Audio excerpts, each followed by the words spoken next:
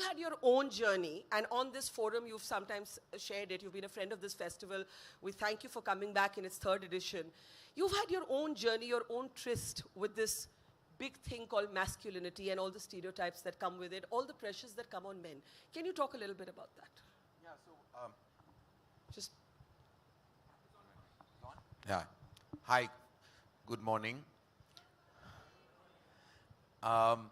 So when I spoke to Barkha backstage and I read the topic, it's 10 things that men should change about themselves or about Bollywood, I was like, why just Bollywood? Why generalize it? You know, of course, there are certain things that men in Bollywood must change about themselves, but there are men in general that need to change so much about themselves. I know the last time I was here, Barkha, we spoke about the myths of masculinity, and we addressed those, and that was an interesting cathartic conversation for me, because there were things that have bothered me right through my childhood and, you know, the myths that have surrounded me. At this point of time, when we speak about men, I think the very first thing that men in general need to really change, I think, is their fake sense of women empowerment. Explain that. So I think it's definitely, for very many, it's a true revolution and it's a true feeling. For me, I've grown up with the strongest women, so I feel it very strongly. But for very many men, I notice that it's a kind of a fashionable thing to talk about, women empowerment, but not really feel it, because their inherent sense of entitlement hasn't left them. They're saying the right things, they're making the right noises, but do they really feel that women need to be empowered? I don't think so. Not all of them. So I think that's what they firstly need to change. So it's become the catchphrase of the time. I think it is like, you know, they'll support a movement, they'll say the right things, they'll make the right noises, give the right quotes at the right moments, at the right events. But it comes from within. That feeling from within needs to come in first. So if that's, I'm not asking for a drastic and immediate change, but even if they can change it gradually, drastic would be great, because that would sort out so many problems. But even a gradual change is a change in itself. You know, popular culture shapes us all in so many ways, in ways that we don't even understand. And you've had your own journey with this. You are, for example, somebody who had what we call item numbers in your films, and many years later, when you were more reflective, and we all change, we all evolve. I think even women, we all embrace so many sexist things till we actually think about them and we say, oh, really? We were doing that? Why were we doing it? How did this journey happen for you? How did you reach a point where you looked back at your own cinema and you said, you know what? I thought that was romantic, but that's actually stalking. I thought that was sexual, but that's actually objectification. I want you to share that journey. I mean, it really happened and evolved over time. When I was young and I was a huge fan of popular Indian mainstream cinema, there were things that you watched that you found, like you said, romantic. There were things that I've danced in my own bedroom, closed my door and danced to songs on my own, thinking I was having fun. Which was your favorite song? Well, many of them, or most of Helen's songs I've danced to on my own. And I thought like I was being very, very, very, very fun in my own inner space. It's when later on you realize there are implications of how you project women on celluloid and what the ramifications of that can be. When it hits your subconscious, when you kind of hear things, when people I've been at various events and heard many conferences, had women speak about the result of it. I've had friends who've had such strong opinions that have actually, you know, modified my own mental makeup. When that has happened, you realize as a filmmaker how responsible you must be. So I took a conscious decision and said, there are certain things I will not do now, because I feel the communication is wrong.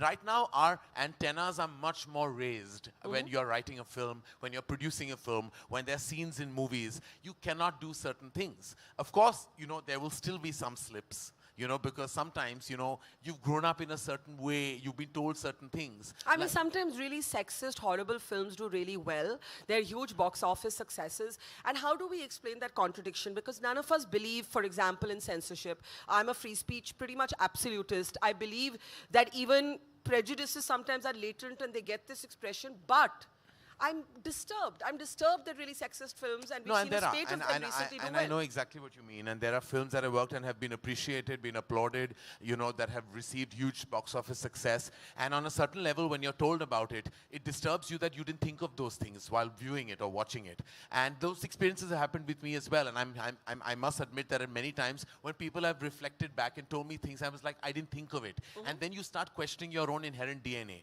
But all you can do is evolve, Barkha. All you can do is kind of acknowledge where you perhaps have been wrong, perhaps where you kind of made mistakes and faults, and you kind of acknowledge what's wrong first, and then try and improve yourself. Because I think men in general, there is so much that they need to do about, you know, the way they think and the way they operate. So explain the paradox that is Karan Johar, because one part of Karan Johar is deeply unconventional.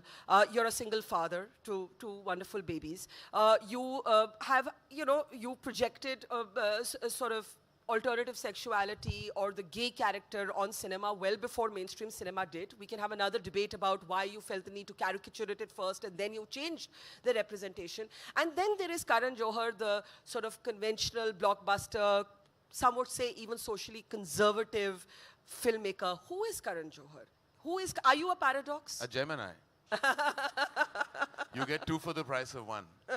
No, but seriously, how do you wrestle with your own contradictions? Well, I do because, you know, as I said, my entire journey has been a process of evolution, you know, and I feel today I'm at my most evolved self. Like, I think that most of the films that I'm even producing now, there will be, I've always said that, you know, art is, for me, art is not just art, there's also commerce attached to it. I'm here for the business as well, and for the art. And I've never said that I'm only here to project art and I'm an art.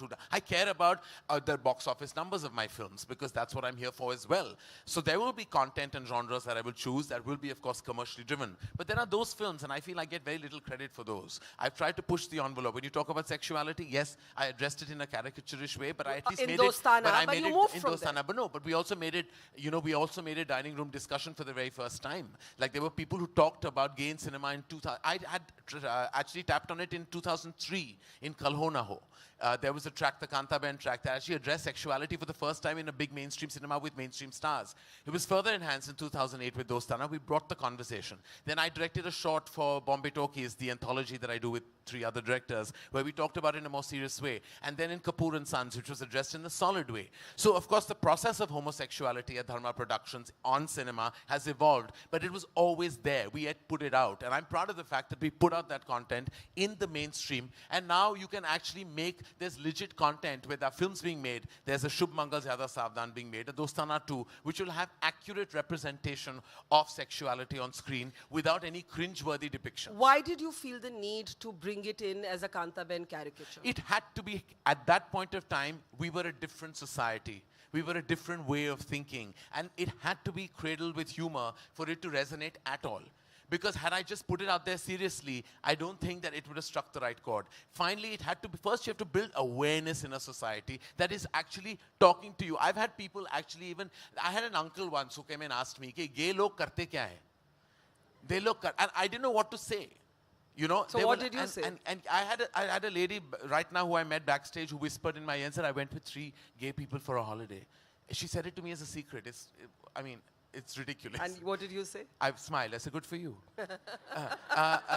What else do I say? So I'm like, you know, at the end of the day, there is such lack of awareness. We still think that, you know, there's internet and media and there's social media and everybody knows what's happening. There is still a whole world out there that doesn't understand it, leave alone accept it. The first thing you need to do is put it out there, which is what I did way back in 2003, to now, of course, with everything happening around us, there is much more awareness. And maybe in a tiny way, the cinema, the art forms that have put out sexuality have contributed to that awareness. And when you look back, for example, at item numbers that you thought were perfectly legitimate in your films earlier, what do you feel watching them today?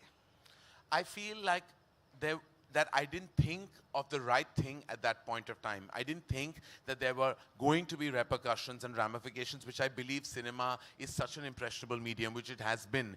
It just was things that you don't think of. And then when you're told and you realize that they're true, you have to apologize to the society that, you know, you've possibly scarred as a result of what you put out there. And I cannot take back those songs that I actually have put out there in cinema that have objectified women, because it's out there in the archives of cinema history. But I can say for a fact that I will not do it again. And I've said it on this platform and in several others, that I would think twice before I did anything of that nature and put it out there, because I'm deeply affected by the ramifications of what I've done. And before I open this up for questions, talk a little bit about your own personal journey in getting comfortable with yourself. Like, you know, you said that today I'm the most evolved that I've ever been. Relative. Tomorrow, 4 years from now, you may feel later you're at peace with yourself. But you were that young boy who danced to Helen's songs, who was mocked, who was made fun of. You were that man who went through depression and went to see a counselor for it. And you found it difficult actually to figure out who you were, because there is also a pressure on men to be a certain way, just as there is a pressure on women to be a certain way. So I think I always knew who I was. I don't think I ever lied to myself. But I felt like many others fall into the log kya kahenge syndrome. which is worrying about what other people around you, sometimes your own close and loved ones, what they will think you, whether they'll judge you, whether they will deal with you differently once they know the truth about you. I've had to go through that entire journey till you reach a point of time where you have to actually just believe in yourself, project who you really are, and not apologize for who you are. And I think at a very late stage in my life, I had that sense of inner acknowledgement. And that's when I realized that I want to be a single parent and I want to walk proudly with my 2 children everywhere in this country and not feel unloved. And I don't want my children to feel unloved anymore because I feel that we have enough love in our hearts, in our family to give them. And they don't need to be driven by judgment around us. And I don't want to sound, I don't want to sound defined by saying I don't care, because we all do. We all care what surrounds us. But I want to say that I want to be indifferent to any kind of bias or judgment that may surround me, that may be around me. And I want to kind of be oblivious and be almost humored by people who might have an opinion on me and what I am all about. Have you reached that point of innocence? Yes, total inner freedom. Total freedom. Freedom of self, freedom of expression, freedom of just who I am and who I want to be and where I want to be with. Like, and I don't want to walk around and feeling like I should care about what I am. Like, I've been told at junctures, you're a filmmaker, you should be a certain way, and I don't want to be told who I want to be. I want to wear the clothes I want to wear. I want to pout on Instagram if I want to. If I want to do what I want to in my personal life, I will do it. Toodles. I want to say anything. I want to do what I want to because I still want to be relevant in the mainstream and do it my way. What is the most hurtful thing about your getting to this point of being at peace with yourself? Along the way, there would have been bumps. It's just people, Barkha. What is the cruelest thing that's been said to you? There's so much. Go scroll down any one of my posts and just read some of the things people say. Share it here. They've said I've woken up to like abuse about my sexuality every morning. I've had people kind of say things that on social media that would make anyone really want to kind of just go back into their bed and never get out of there.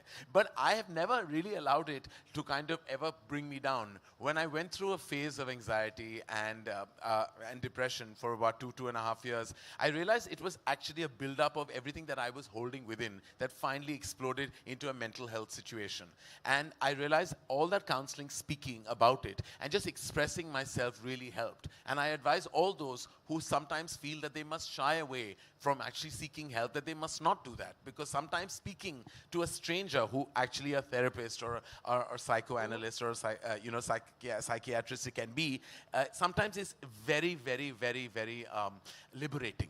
And I think did go and get help for yourself. Yes, I got that help, and I think I went through the journey, and now I'm at the most amazing phase of my life because in my head, I'm liberated. And I think that's the So the way liberated man, what is that creature? That's something I want to ask Karan about. I'm going to take a few questions. We have Karan here for about 10 minutes.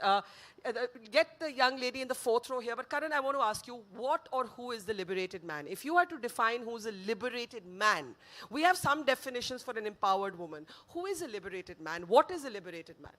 A liberated man is a man who understands the power of a woman, actually. I always believe that. I believe that you can't be liberated till you don't acknowledge what's stronger than you. Okay, go ahead with your question. Hi, sir. My name is Ritti. Hi. Speak into the mic. Hello. Yeah, speak. Now that we're talking about change, and we've had some nerve-wracking stories before by the speakers before you, I just want to say how important it is for fathers. You celebrate fatherhood in a pretty amazing way. We miss your 2-day series. How important it is for a father to communicate with their sons, to teach them the right lessons, to make them secure in their own skin, so much so that they don't have to be this macho person out there and show every person that they're a man. Okay. So thank you for that question, and I think it's relevant to what I'm going through right now, even at home as we speak. So it's the things that we say around our children that need to start changing. We don't realize it, but we say things like, don't cry like a girl, to a boy. And has that been said to you growing up? Yes. And would you cry a lot? I used to cry a lot, I still do. And I don't want to be told, what do you mean don't cry like a girl? Be a man and be a man. What is be a man? Like, what are these statements we say we say these things. If a boy has to cry, he must cry. If a girl has to cry, she must cry. Why do you need to kind of gender it at all? You know, they must cry. Human beings cry. We're meant to weep. We're meant to express our emotions through tears. It's okay. But don't tell a boy don't cry like a girl, because it will scar him when he grows up. So have you been mindful of this with your kids? Yes, and there have been help sometimes who says, oh, no, Yash, don't, that pink sweater is not yours. That's Ruhi's. No, he can wear pink. Why should he not wear pink? It's a color. It's a color, for crying out loud. Why should the girls be wearing pink and not the boy? I mean, it's okay. When presents come out, you know, when presents at birthdays and the Barbie doll, if he wants to play with a Barbie doll, let him play with a Barbie doll. It does not matter. I mean, my view is no one should play with a Barbie doll. And why should, like, the boy be told... Why should anyone play with a Barbie doll? No, that is okay. That is... I mean, who would you like them to play with then? I mean, eventually there are dolls... Like trains, planes... No, it's okay. See, I'm things just that saying... you make, there are dolls and there are cars, and it doesn't mean that the cars are for the boys and the dolls are for the girls. Of course, I do take your point. There are little things that we have to start saying, like, you know, to our kids that actually resonate very deeply within them when they grow up. And if you raise them in an environment where things are said in a sense, with a sense of liberation, they will grow up as evolved individuals. And I think that's our biggest endeavor as parents, is to kind of raise them like that. Let me take another question. Third row, pink t-shirt. Yeah, stand. Hi, Karan. Hi, Barkha. So my question to you, Karan, is... Hold the mic closer. Yeah. Yeah, sorry. As a plus-size woman growing up, I never saw us represented in movies. The heroine or the main character is always size 0. And in reality, the average Indian size is size 12.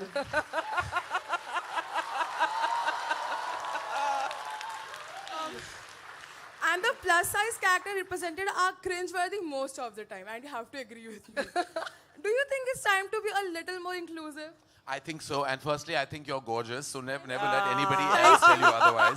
And I want to tell you, I was a major plus size. I still am. I'm big, but like when I grew up, you know, I went through this whole anxiety of fitting in, you know, and looking, especially when I went into college. I remember the first time it hit me is when I wore colored clothes in college. See, when you're in a uniform, you kind of blend in. So it doesn't matter what your size is in school. When you hit college and you have to wear colored clothes, is when you say, oh my God, like, you know, I look different from the others. And you are right, there is so much focus on glamour and weight and, you know, how slim you are and the clothes you wear. It drives many people crazy. It gives them a sense of anxiety that they don't need, you know. And I think that there used to be women in the 60s and 70s that were voluptuous and beautiful and not looking at, you know, body. There were no such thing as gymnasiums at that time, you know. I think there's so much focus on forms of exercise. Every 2 days I'm told a new way to kind of lose that weight and a new diet, you know, to be on. And I'm like, you know, I wish the world would change like you. I wish, and I would be so happy. Do men also have body image issues? Oh my God, men have more body image issues than women do. Do you have body image issues? Always, I live with them. I mean, I'm only hiding it all the time. I mean, I think I'm a victim of what the I mean, I'm only finding ways and means to kind of hide the bumps that are there on this highway. So, I mean, like, I do it all the time. And I'm like, I'm fed up. I'm like, will someone start exercising their souls, please, and just not focus on their bodies? And I wish there was protein shake for the soul. Because I really believe that there should be women and men out there who don't need to conform to the gym body. You know, who don't need to look like, you know, they have that six-pack is not sexy anymore. I just want all the men out there to know. You all just thought it was. No, at one point I thought it was sexy. I don't think it's sexy anymore. It looks like they're reptilian now. You know? Okay, next question. Okay, can you pass this mic here? Yes, please stand. Yeah. Hi, Barkha. Hi, Karan. Hi. Karan, firstly, to acknowledge the fact that you and a lot of people in the industry like you are busting all the myths about masculinity, and a lot of men do not have the guts to accept that.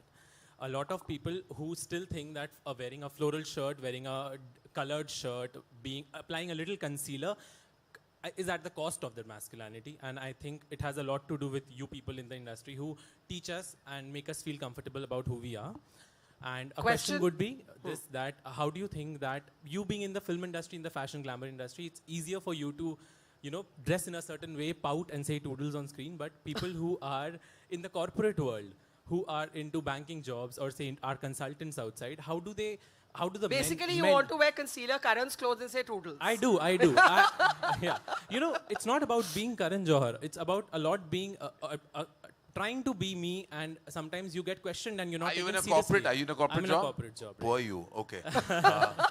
And today was your day out wearing a kind of a printed shirt. No, I do it in the office, you know, but sometimes it's at the cost of people taking me Listen, seriously. I don't know how to answer this question because even in my own office, there's only one person who's the CEO of my company who has a corporate attire on a daily basis. Every one of I come wearing the clothes I do wear to my office, and I've never had to think otherwise. So I feel really terrible if you're the person who wants to be in a certain way, dress in a certain sense, but you have to wear that shirt, pant, trouser, like that whole silhouette because, you know, that's how you'll be taken seriously. I mean, look at what I'm wearing. How dare you not take me seriously? I mean, it's okay. It's fine. I mean, it's okay. It's okay. And I feel like what you dress like should not determine what your inherent headspace or intellect level is. How long do you take to get ready? 22 minutes by the clock. I'm quite fast. 22 minutes? Yeah, I've timed it. You want to come and try next time? You come and There used to be a day time when it. men used to say, we take 2 minutes, women take 22 minutes. Has that No, changed? no, men take much longer. All that bronzer on that body takes 1 hour. No? You use bronzer? I don't. What am I showing? But the men who do show are putting bronzer. Okay, next question. Pass it along. Pass the mic along.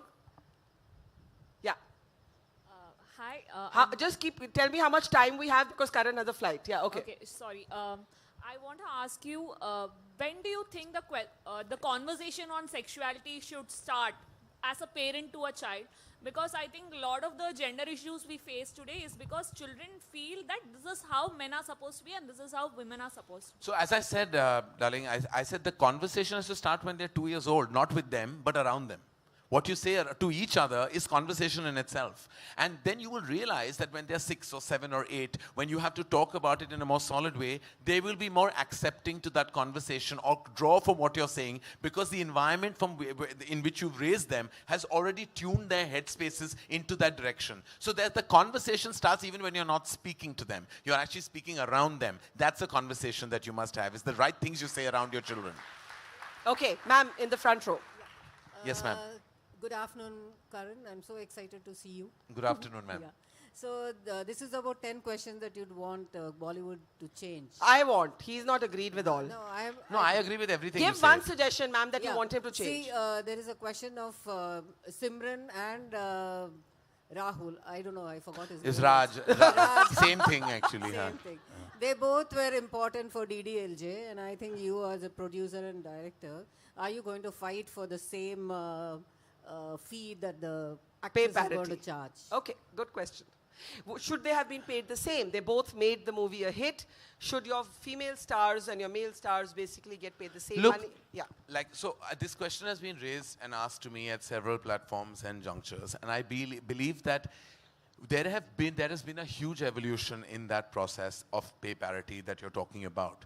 Today, there are women who are helming films, and me for myself, and you will see it in the near future. I have 2 films that I'm producing, which women as lead protagonists who deal with, they will have credit. They are part of the profit system. They get credit as producer if they ask, and they will be given their due much more than what you think that, you know, what surrounds them or what men. Now, why compare one to the other? Because each genre is different, each specific is different. Sometimes the verticals that you get is as per the history of an artist, male or female. So it's very different. So it depends on the movie. It's artist to artist. It's not woman to man. It's artist to artist. It's not something you can club together. There are many women who get much more money than certain men, and there are certain men who get much more money than certain women. But it is really about the artist. It's not about just a generalization. It's no longer something that you can just plot into a box that men and women should get. Give me an example of a movie where the woman has earned more than the man.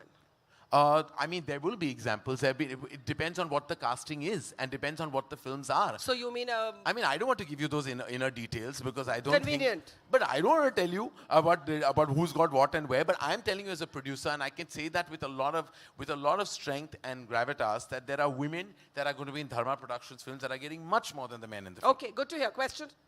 So we've seen in cinema that male actors are usually not vulnerable. They're not shown vulnerable. They're not shown dealing with mental health issues. As you have said that you have dealt with it, and how did you deal with it? Because Question. What's your question? Yeah, that. Why don't we see these men in movies? Yeah, like Okay. Females have talked about it, but why not males? Why don't we see these vulnerable, real, textured men in movies? Why do we continue to see men who are very difficult to like in real life in movies? I mean, I think that even those, I do agree with you that, there have been some strong characters of women, like we produced a film called Dear Zindagi, where Alia talks, it's a film that is, but Gauri Shinde very sensitively directed about mental health issue, where she goes to Shah Rukh, who's the therapist, in the film. And I agree that there have been more characters of reality and strength that women are projected, and men always want to play, many a time, the stereotypical hero, the one who's like solid, right, good, always doing the right thing. But I think, again, I say, in the last 5 or 7 years, there have been multiple changes. There have been men who have expressed their shades of grey, who are showing that, maybe in certain alternate films, not in the mainstream. And I think the mainstream is getting there. Slowly but surely, I think we're going to express the grey areas of humanity on celluloid, and men are going to project those roles. It's happening as we speak. Okay, I just have time for last 2 questions here. 4th row, stand up. 4th row, purple shirt. Yeah, you. Yeah. Hello, Barkha ma'am. Hello, Karan Johar. So my question to you is that you stated that the concept of homosexuality has been evolved through the decades as you go on exploring what does take in the film industry. So what's your take on that, especially concerning the concept of homosexuality? What's the take means? What's the question? Like Karan Johar just stated that the concept of homosexuality. He said the depiction, the representation has evolved. The depiction. What's the question? The question is, can you just elaborate more on that?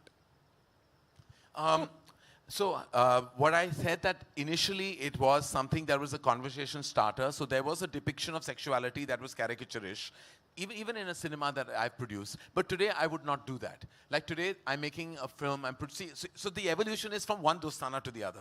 Dostana 1 that released in 2008 and Dostana 2 that's releasing in 2020. You will see that the representation is accurate, non-caricaturish, and on point. Talking about sexuality in a way that will not make you cringeworthy while watching it. So therein lies the fact that in the last 12 years, there has been a solid change in the way we depict gay characters, even in Kapoor and Sons, and the way it was depicted with, I agree. with the character. I think this space has evolved. I do want to ask you in the end, just like you changed your mind about how stalking was depicted, how item numbers were depicted, there's a certain, there's been a spate of disturbing films recently that have been commercial successes. I think we all know what the films we're talking about. When will we get to this point where men who are obnoxious, possibly violent, will no longer be heroes of our cinema? I think that the change has to, I feel like cinema is such an, it's very subjective to how you react to a film. And I think many a time people, when they react and love a film, not every time they're driven by the fact that they're a misogynistic person. They're reacting to a character, resonating with the love story in a certain way. So I believe that, there was a lot of criticism attached to certain films that have done humongous box office that have been called misogynistic. And I don't want to enter that debate because there are many things to say, about it. But I believe when I'm talking not about that film or any other film, I'm talking in general, that the change has to lie in the things that I said about the raising of boys. Yeah. The way you and the raise, change has to be I think around the us change has before to be it around. can be in the movies. I think that the change has to be at the very nascent stage when you raise your son. If you raise your son like he's your son, and a boy and a man who has to be in a certain way, therein you make the biggest mistake. If you raise your daughter like you raise a human being, you raise a son like you raise a human being. Do not raise them as your version of a gender-specific nature. Raise them as people with a strong moral fabric, and do not slot. For heaven's sake, do not slot. Do not slot your children, because when you slot them, you will blot them. So one thing Karan Johar would like to change about himself. I would like to, I'm about 80% honest, and I still lie for 20. My aspiration is to be 100% honest. What's the last lie you told? What's the last lie I told? That my flight's at 2. It's actually at 3. Then we can keep you out here. I'm not letting you go. You walked into that one, so I get 2 more minutes. You can get 2 more minutes. minutes. Okay, thank you. Really, when you look back at the Karan Johar of 15 years ago, 10 years ago, what's the biggest change you see in yourself? I think that I was a totally different human being. when I look back at who I was when I made my first film and to who I am just now, I think I was a totally different human being. I was so much more a people pleaser. I wanted to win that Miss Congeniality contest around me. I wanted to be the most popular kid in class. I wanted to please others so that they would acknowledge me, and that was my sense of validation. Today, I don't get my sense of validation from others. I get it from myself. Well done. But I read a very funny thing you said. And you said that basically, because you said you're 80% honest and 20% of the times you lie. And you kind of indicated that the 20% of the times you lie is when someone in your industry asks you how you like their film. I lie all the time. You lie all the time? Those are the 20%. I do not tell people the honest truth because no one wants to listen to it. I mean, the moment you say, can I be honest with you and be honest, that's where you lost that person for life. So it's better to, people don't like, see the thing is, invariably you're called to film screenings, Barkha, a day before the film is releasing.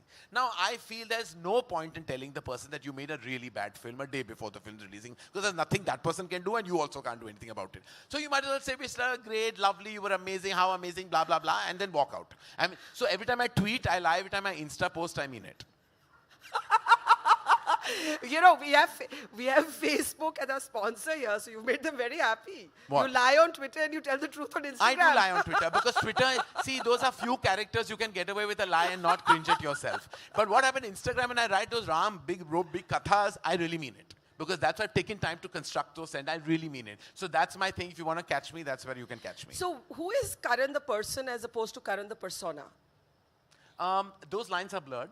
But at times when I'm sitting here right now, I'm feeling I'm being more natural and I'm being more myself. And I forget, but there are times when I go to certain kind of, events where I feel I have to play the filmmaker card. I do that. As I said, I can swing both ways about personality. I meant like personality. Now, am I supposed to follow up on that? No.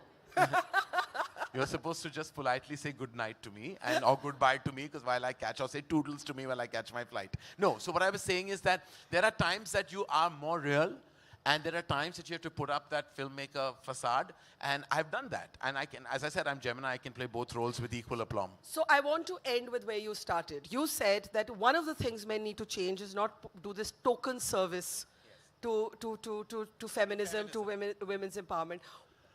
Do you see yourself as a feminist, and what does that word mean to you? It means just understanding humanity and not sectionalizing it. Just understanding that, that there are men and women and we have different approaches to the same situation, but that doesn't make us different at all. We just have different ways of dealing with situations. It's like there could be debates till kingdom come. You can debate about the sensitivity of a woman to the absolute unintelligence of a man. And you can go on saying these things, dissing one for the other. You can go on and on saying, but that's because you're always treating them separately. And all those generalizations. I don't think the universe or the good Lord intended for them to be two different forces. They expected them to be one solid force and create a strong humanity. Therein lies the problem. We treat them very differently. Don't do that. One thing you've done in your movies that you'll never do again, apart from item numbers. As I said, the one thing I would do is actually have characters that all the things, like, the lady here spoke about fat shaming, being ageist, being sexist. These are things that I will try my hardest best not to have in my cinema. So I want to say to you that Karan has been a friend of the festival. He's been coming here to this state since 2017. And I have actually seen the willingness to take criticism, to have an open conversation, to step back and say, maybe I did this and it was wrong. And I think that's really what this festival is about, to start a dialogue. Karan, we love you. Thank you. And even though you lied, I'm going to let you go and catch your flight. Let's give it up for Karan Johar. A big round of applause. And I want another round of applause for him because really he's one of the allies of this festival. So huge, huge, huge round of applause.